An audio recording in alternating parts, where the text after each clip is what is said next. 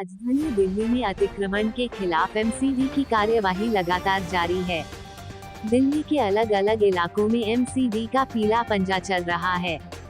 इसी कड़ी में बुधवार को एमसीडी की टीम पूरे लाव लश्कर के साथ दिल्ली के सुल्तानपुरी इलाके में पहुंची। हालांकि घंटों इंतजार करने के बावजूद एमसीडी की टीम को बेरंग ही वापस लौटना पड़ा। जानकारी के मुताबिक एमसीडी की टीम को पुलिस बल नहीं मिल पाने के कारण एमसीडी की पूरी टीम खाली हाथ ही वापस लौट गई। आपको बता दें कि बुधवार को रोहिणी जोन के अंतर्गत आने वाले सुल्तानपुरी इलाके में पूरे लाव लश्कर के साथ एमसीडी की टीम तकरीबन 10 बजे पहुंची।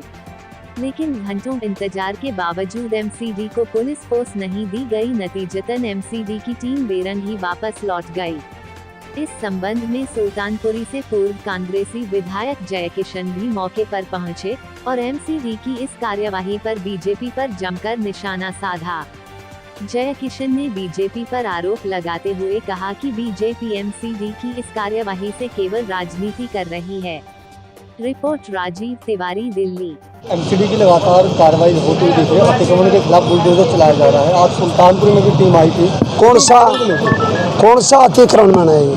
कितना बड़ा अतिक्रमण, कितनी बड़ी इंक्रोचमेंट है? सरकार ने देखा, सरकार ने तो पहले दिल्ली सरकार भी चुप बैठ गई, भारतीय जनता पार्टी की सेंटर की सरकार भी चुप बैठ गई। 9-10 हज़ार झुग्गियों को जो रेलवे ट्रैक पर बसे हुए थे 50 साल से, उनके भी तोड़ने ऑर्डर कर दिए थे और सुप्रीम कोर्ट का बहाना बना दिया था।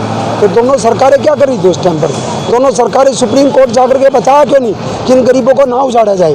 2007 से पहले की जो इंक्रोचमेंट है उसको इंक्रोचमेंट नहीं माना जाएगा। ये कानून है।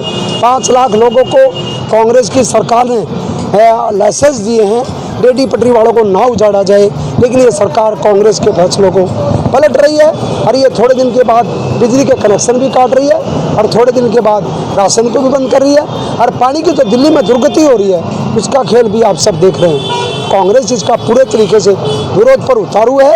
कांग्रेस को किसी हद तक भी जाना पड़ा तो कांग्रेस के लोग जाएंगे। केजरीवाल उनको आवंटित किया जाना था, वो अभी तक आवंटित नहीं हुए। आप पार्टी को लेकर भाजपा दिल्ली प्रदेश अध्यक्ष आदेश गुप्ता ने प्रेस वार्ता के माध्यम से दिल्ली में घूम रही डीटीसी बसों को लेकर दिल्ली सरकार को घेरा। उन्होंने कहा, आज दिल्ली की जनता की जान इतनी सस्ती हो गई है कि डीटीसी बसों की वजह से लोगों की जान जा रही है, क्योंकि दिल्ली सरकार की डीटीसी बसों की हालत खराब है और बसें आज इतनी पुरानी है कि कबाड़े में जाने लायक है। आज दिल्ली में 11,000 बसों की जरूरत है, पर दिल्ली सरकार के पास लगभग 6,000 बसें हैं, जिसमें से लगभग 3,000 बसें ही चल रही है, वो भी खराब स्थिति में है। या कहे कि डीटीसी बसें एक्सपायर हो चुकी है, पर दिल्ली सरकार इन पुरानी बसों को फिर भी चला रही है। लोगों की जान से खिलवाड़ किया जा रहा है। रिपोर्ट राजीव तिवारी, दिल्ली। अपना लाइव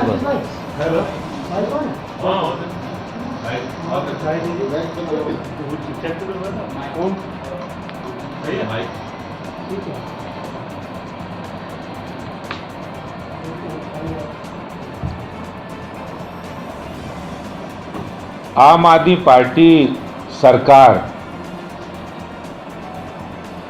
जो आम आदमी की बात करते थे, आज वो इतने खास हो गए हैं कि उन्हें आम आदमी की जान की कीमत पानी से भी सस्ती हो गई है। आम आदमी की जान की कीमत आज दिल्ली के अंदर सरकार की नजरों में कुछ बची नहीं है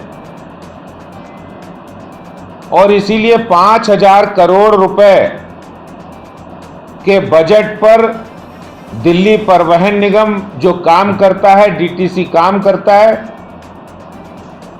वो आज बर्बादी के कगार पर पहुंच गया है और एक व्यवस्था अव्यवस्था में तो बदल ही गई है। लेकिन आज डीटीसी जो बस के माध्यम से लोगों को सुविधाएं देता था, वो आज लोगों की जान ले रहा है। आपको पता है कि किस तरह पिछले 1 महीने के अंदर 6 बसें पुरानी बसें डीटीसी की धू धू कर जल गई और डीटीसी की जलती हुई बसें दिल्ली सरकार के डीटीसी की बर्बादी की साफ कहानी कह रहे हैं। वो आपको पता होगा, जिस समय दिल्ली की सरकार ने जिम्मा लिया था उस समय 6,200 बसें डीटीसी के बेड़े में थीं। आज वो घटकर 3,700 बसें रह गई हैं। और आपको पता होगा कि दिल्ली सरकार ने 2018 के अंदर एक हलफनामा कोर्ट में दाखिल किया था और यह बताया था कि दिल्ली को 11,000 बसों की जरूरत है। और आम आदमी पार्टी ने अपने घोषणा पत्र में भी यह जाहिर किया था कि हम 11,000 बसें लाएंगे, लेकिन दिल्ली सरकार उन 11,000 बसों को नहीं ला पाए। आज जो सबसे बड़ा सवाल बन गया है कि वो बसों को भी नहीं ला पाए और पुरानी बसें वो जीते जागती जानलेवा बन गई हैं। दिल्ली की सरकार ने इन बसों में से 1,000 बसों को 500 करोड़ रुपए मेंटेनेंस के लिए उन्होंने इसका एग्रीमेंट किया, टेंडर किया। यानी जिन बसों की एज समाप्त हो गई है उनको 50 लाख रुपए प्रति वर्ष मेंटेनेंस के लिए किया है। मैं आपको बताना चाहता हूं कि दिल्ली के अंदर 99% बसों की एज ओवर एज हो गई है।